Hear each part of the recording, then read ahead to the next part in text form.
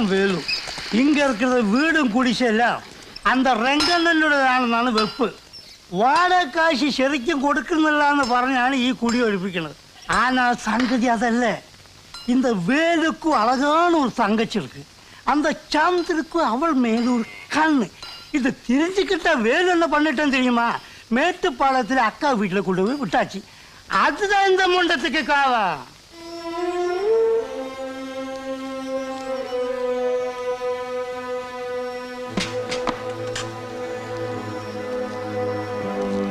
கொஞ்சம் நிறுத்துங்க. நீங்க எல்லாரும் இது காணுங்க. ஒரு குடும்பம் இവിടുന്ന് പോവാണ്. എതുക്ക്? അതിന്റെ കാരണം നിങ്ങൾക്ക് ശരിക്കും தெரியும். ഒരു ഗുണ്ട വന്നവരെ വിരട്ടി ഓടിക്കുന്നു. ആരാണവൻ? மன்னிச்சிடுங்க, எனக்கு உங்களுடைய பாஷையில் பேச தெரியல. பரவாயில்லை, நீங்க மலையாளத்துல சொல்லுங்க, எங்களுக்கு புரியும். மனசு புரியும் போது ഭാഷ എതുക്ക് തമ്പി? சொல்லுங்க. വേലുവിന്റെ കുടുംബം ഇവിടെ നിന്ന് പോകുന്നില്ല. അത് നിങ്ങൾ തീരുമാനിക്കുന്നു. അല്ലെങ്കിൽ ഇന്ന് വേലുവിനുണ്ടായ ഗതി നാളെ നിങ്ങൾക്കുണ്ടാവും.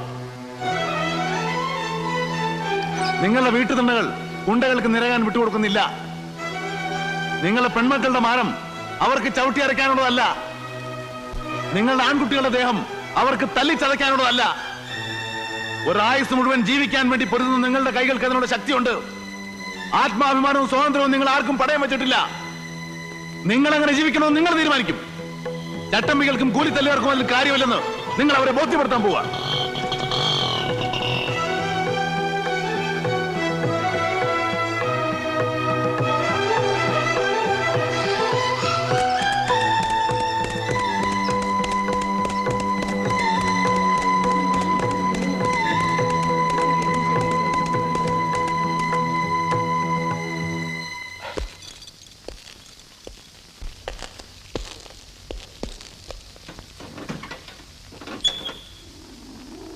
எழுந்துடுறா. நான் என்ன சொல்லிட்டு போனேன்?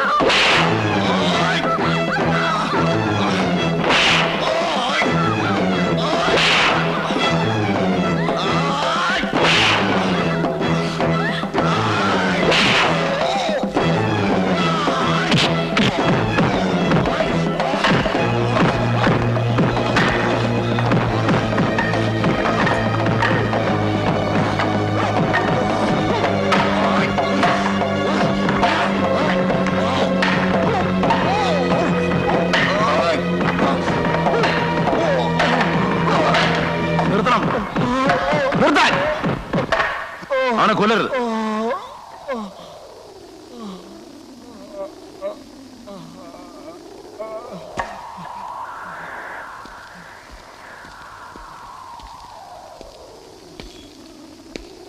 നിനക്ക് മാത്രമല്ല, രംഗന്റെ വളർത്തു നായ്ക്കൾക്ക് മുഴുവൻ ഇതൊരു പാഠമായിരിക്കും.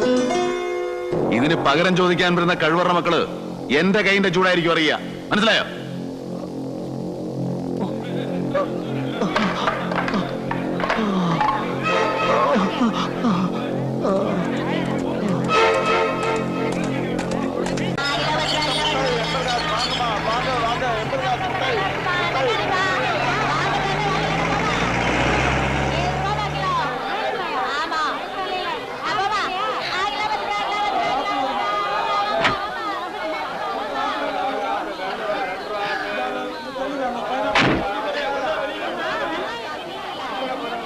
എന്താ മാർക്കറ്റില്ലാടി? ഇന്ന് ഇത്ര മര്യാദക്കാണല്ലോ. എന്താ പറ്റി? ഒന്നുമില്ല. കാന്താരി, ഏതിലും രണ്ടിലും നിറഞ്ഞിട്ട് മറന്നവനാ ഞാൻ. എന്റെ കൊനിഷ്ഠ ബുദ്ധി കണ്ടല്ലോ. കണ്ടു. ആ പക്ഷെ ഇന്ന് നിന്റെ കോഴിയെ മുഴുവൻ വിറ്റിട്ടേ ഞാൻ കച്ചവടത്തിനുണ്ട്. പിന്നെ പാവാടത്തും വെളി കുത്തി ആമ്പിള്ളേരെ മയക്കാൻ നിൽക്കണ്ട. പൂതി കയറി ഏതെങ്കിലും ഒരുത്തനങ്ങ് വരും വാതിലും പൊളിച്ച്. ചിരിക്കും പെണ്ണേ, നിന്റെ ആ ചൊടിയും ചുണയും കളയല്ലേ. അത് പോയാൽ നിന്നോടുള്ള ഇഷ്ടം പോവും.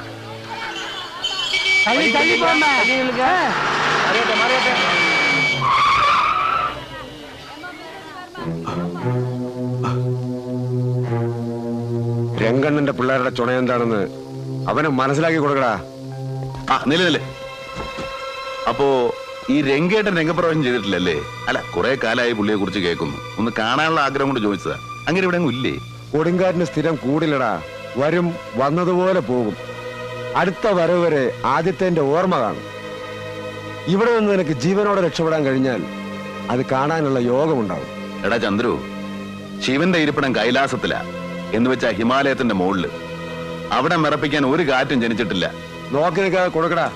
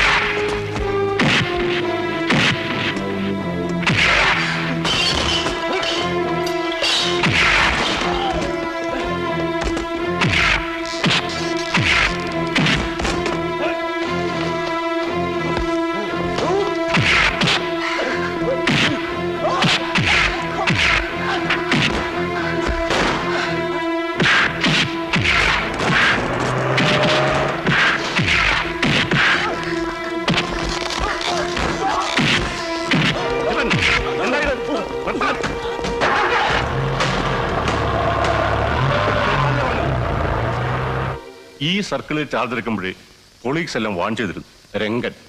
രംഗൻ എന്ന് എല്ലാരും വിളിക്കുക. അവനെ മാത്രം തൊട്ടുകളി വേണ്ടാന്ന്. അവൻ ഊട്ടിയിലെ മൊത്തം പോലീസ് ഫോഴ്സിനേക്കാൾ സ്ട്രോങ്ങാ. സർക്കാരിൽ നിന്ന് കിട്ടുന്നതിന്റെ 4 ഇരട്ടി അവന്റെ കയ്യിൽ നിന്ന് വാങ്ങുന്ന നാറുകളും ഇതിനകത്തുണ്ട്. എനിക്കൊരു അപേക്ഷയുള്ളൂ സർ. ആ കോളനിയിലെ പാവം മനുഷ്യരെ അവന്റെ ഗുണ്ടകൾ ഉപദ്രവിക്കരുത്. ഊതിയാൽ അണഞ്ഞു പോകുന്ന മൺവിളക്കുകൾ പോലെയാണ് അവരുടെ ജീവിതം. ഞാൻ കാരണം കുറച്ചു നാളത്തേക്ക് ഞാൻ അവിടെ കോൺസ്റ്റബിൾസിനെ ഡ്യൂട്ടിക്കിടാം. പക്ഷേ തന്റെ കാര്യം, താനാണ് അവരുടെ ലക്ഷ്യം. അതെന്നെ മാത്രം ബാധിക്കുന്ന കാര്യമാണ് സർ. കണ്ണിന് മുന്നിലൂടെ വരുന്ന എന്തും ഞാൻ നേരിടും.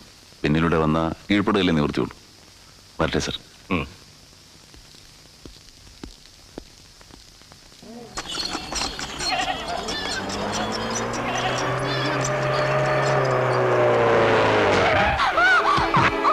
ലക്ഷ്മി, എന്തെങ്കിലും പറ്റിയോ? ഇല്ല, ഒന്നുമില്ല. ഞാൻ കണ്ടില്ലായിരുന്നു. ഓടി റോഡിലേക്ക് എന്റെ തെറ്റ. കാലെന്താ? നടക്കാനാവുന്നില്ലല്ലേ? സാരമില്ല, വീട്ടിലെത്തി ഞാൻ തൈലോട്ട് തടയിക്കോളാം. ഇല്ല, ഈ കാലം കൊണ്ട് നടക്കാനാവില്ല. ഞാൻ കൊണ്ടാക്കാം. വാ.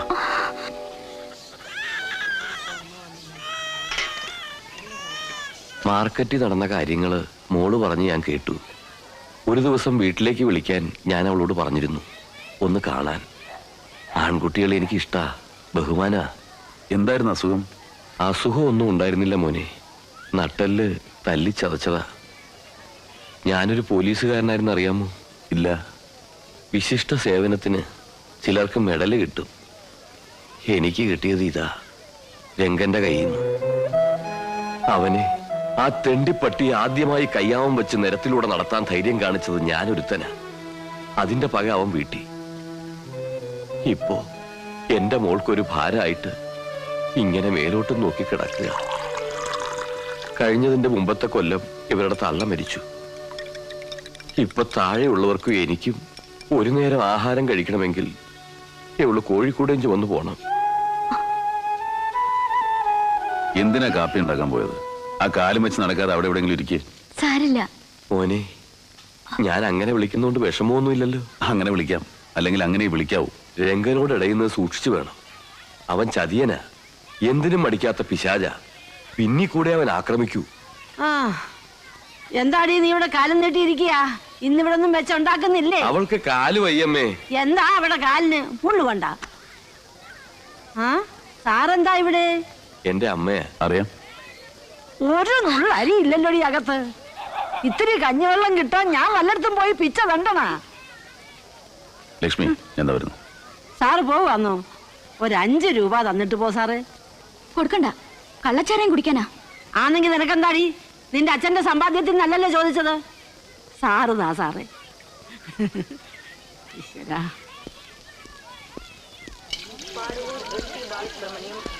എവിടെ നോക്കിയാ വണ്ടി ഓടിക്കുന്നേ? അതെന്താ മൊത്തം അങ്ങനെ ചോദിക്കുന്നത്? മുന്നോട്ട് നോക്കിയില്ല എല്ലാവരും വണ്ടി ഓടിക്കുന്നത്. എനിക്ക് മാത്രം പ്രത്യേകത ഒന്നുമില്ല. അത് തന്നെ എനിക്കും അറിയണ്ടേ. നിങ്ങൾക്ക് മാത്രം എന്താ അത്ര പ്രത്യേകത? നിനക്ക് വല്ലതും തോന്നുന്നുണ്ടോ? അതെ, ലക്ഷ്മി ചോദിക്കാനും പറയാനും ആരും ഇല്ലാത്തോളാന്ന് വിചാരിക്കണ്ട. ഓ എന്നാ നേരങ്ങളണ്ട. നേരെ ചെന്ന് ഇത്തിരി എണ്ണ എടുത്ത് അവളുടെ കാല് തിരുമ്മി കൊടുക്കും. ഓടാ ഓടാ ചേർക്ക.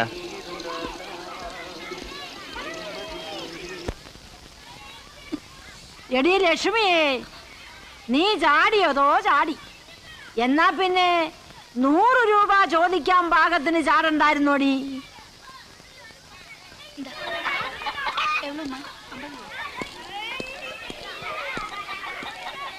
ലക്ഷ്മി, ഇതെന്താ മോനെ? കുറച്ച് അരി സാമാനങ്ങളൊക്കെയാ. വേണ്ടിയിരുന്നില്ല. പിന്നെ വേണ്ടാതെ എന്റെ അടുത്ത് വെച്ചാ ഉച്ചയ്ക്ക് കേട്ടുന്നത്. ഉണ്ടാ ഞാനും കൂടെ ഉണ്ടാവും. ആ, സന്തോഷായി. ദാ. ആ നീ ഇവിടെ ഉണ്ടായിരുന്നു? എനിക്കൊന്ന് പറയാനുണ്ടായിരുന്നു. എനിക്ക് തിരിച്ചു കിട്ടില്ലെന്നറിയാം. അതിനുള്ള അർഹത എനിക്കില്ലല്ലോ. പക്ഷെ ഇങ്ങനെ നശിക്കാന്ന് കേൾക്കുമ്പോ ആര്? ആളുകളുടെ മുമ്പിൽ പിച്ചതണ്ടി കുടിയാത്രേ. എവിടെ സുഖമായിട്ട് ജീവിക്കാന്ന് കരുതി സന്തോഷിച്ചിരിക്കുകയായിരുന്നു. എന്താ നീ ആരെ കുറിച്ചാ പറയുന്നത്? കണ്ണൻ ജീവൻ ഒടുക്കിക്കളയേണ്ട സമയത്ത് അത് ചെയ്യാതെ കാത്തിരുന്നത് ഒന്ന് കാണണമെന്നുള്ള മോഹം കൊണ്ടായിരുന്നു. ഇതൊക്കെ മുമ്പിലൊന്ന് പറയാനുള്ള അവകാശം എനിക്കില്ലെന്നറിയാം. എന്നാലും മനസ്സ് പറയാ, ഏട്ടനൊന്ന് കണ്ടാൽ ഒന്ന് സംസാരിച്ചാൽ കണ്ണനും മനസ്സിലാവും. രാജപ്പൻ ചേട്ടൻ പോയി കണ്ടിരുന്നു. മുഖമടച്ചാട്ടി. പിഴച്ചുപോയി എന്നെ കുറിച്ച് ഓർത്ത് പ്രയാസപ്പെടുകയല്ല, വെറുക്ക വേണ്ടെന്ന് പറയൂ. ഒക്കെ മറന്നിട്ട് നന്നായി ജീവിക്കാൻ പറയണം. Sir, please give me 1 rupee, sir. Thank you, sir. அம்மா 1 ரூபா இருந்தா கொடுங்கம்மா, ரொம்ப பசிக்குதுமா. Sir 1 Ruby sir. போயா, தண்ணி இருக்குது, காசு கேட்குறேன். போயா. இல்ல சார், சாப்பாடு சார். போ. என்ன சார் புது ஜோடியா? பொண்ணு பார்த்து கூட்டிட்டு போங்க, எவனா தள்ளிட்டு போயிட போறான். என்னடா சொன்னா? பொறுக்கி ராஸ்கல்.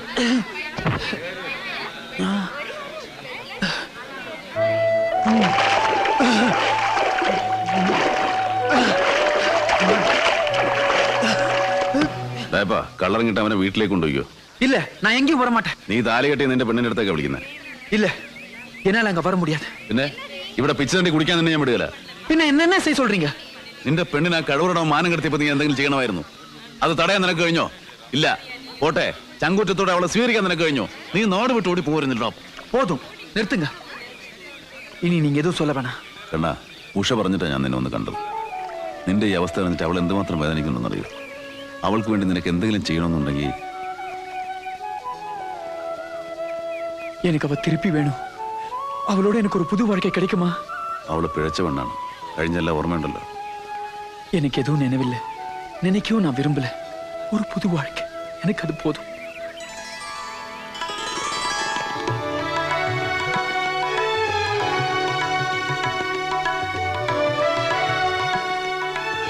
സന്തോഷം നിനക്ക് അല്ലേ? നടക്കില്ലെന്നറിഞ്ഞിട്ടും ഞാൻ ഒരുപാട് സ്വപ്നം കണ്ടിട്ടുണ്ട്. എനിക്കിപ്പോഴും വിശ്വാസം വരുന്നില്ല തിരിച്ചു കിട്ടിയെന്ന്. നീ എന്താ ഇവിടെ? ഇന്നുമുള്ള കല്യാണമാണ്. നീ എന്ത് സമ്മാനം കൊടുക്കാൻ പോന്നേ? ഞാനൊന്നും കൊടുക്കുന്നില്ല. നീ കൊടുക്കില്ല. നീ പിശിക്ക് നമ്പർ 1 അല്ലേ? നിന്റെ കാലം എങ്ങനെയുണ്ട്? അയ്യോ ഇപ്പോഴും ഉണ്ട് വേദന.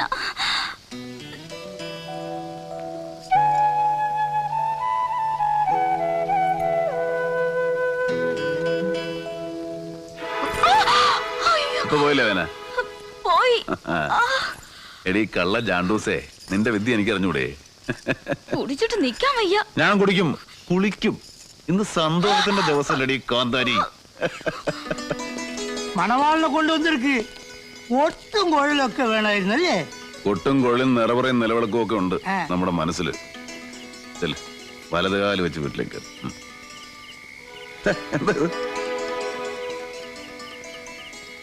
എനിക്കിന് വേറെ യാരും ഇല്ല. എന്നാ സന്തോഷമായിട്ട് എല്ലാവർക്കും കൂടി ഇത്തിരി ഭക്ഷണം കഴിച്ചാലോ? വയറ് നിറഞ്ഞപ്പോഴാണ് അവൻ്റെ ഒരു ഭക്ഷണം. കണ്ണനെ വിഷയം വിട്. ഒരുപാട് സന്തോഷവും സങ്കടവും അവർക്ക് പറഞ്ഞു തീർക്കാനുണ്ടാവും. അതിന് രാത്രിക്ക് പ്രായം പോരാ, അവരെ തനിച്ചു വിട്. അറുമുഖം, എനിക്കൊരു തുള്ളൂടെ വേണം. കാന്താരി നീ പോയില്ലേ? വീട്ടിൽ പോടി. ഈ പറയുന്ന ആൾ ആദ്യം ചെന്നാട്ടെ. നിന്ന് കറങ്ങുന്നുണ്ടല്ലേ? നീ വരണ്ട. ആരാ? നമ്പ മുത്ത് വന്ന് കൂട്ടിക്കിട്ട് പോടാ. പയ്യെ നിധിക്ക് കാവലിരിക്കുന്ന ഭൂതത്തിന്റെ മാതിരിയാ. എപ്പ പാത്താലും എന്താ പൊണ്ണു പിന്നാളിയാ. അല്ല, എനിക്ക് തുള്ളിയറാന്നോട്ടെ. ഇരിക്ക്.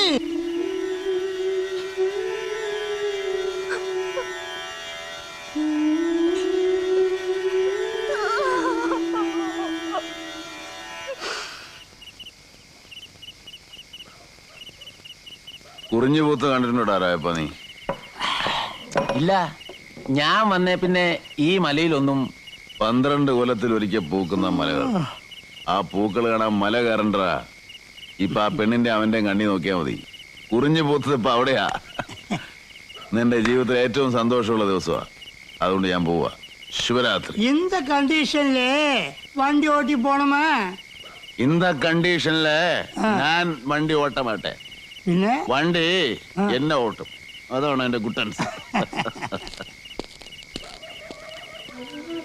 ഈ മനുഷ്യനെ ദൈവ ഇവിടെ കൊണ്ടുവന്ന് എത്തിച്ചത്.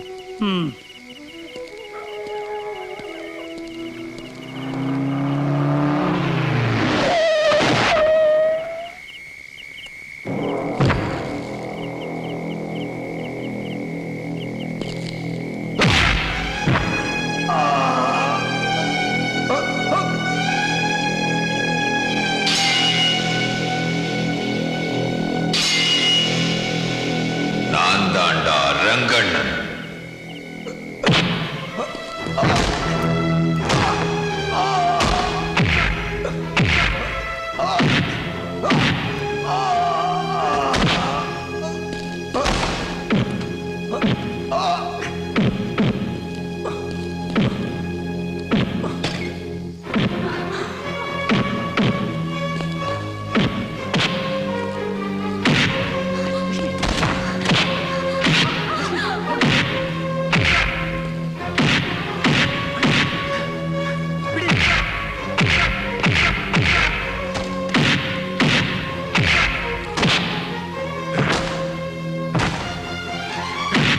எங்கிருந்தோ வந்த பொறுக்கி நாய நான் கொஞ்ச நாள் இல்லாத நேரத்தில் ஆட்டமா போடுறேன்.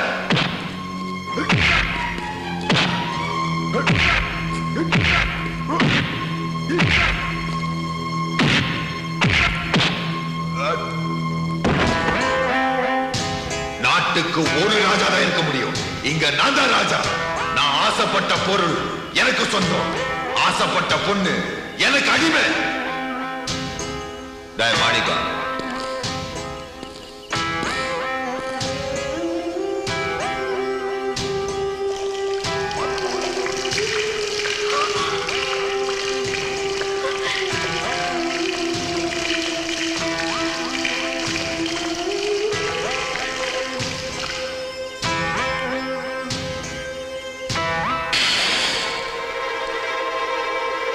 இந்த தீக்குச்சி கீழே விழற நேரம் உன் சாவுக்கு அவ்வளவுதான் தூரம்.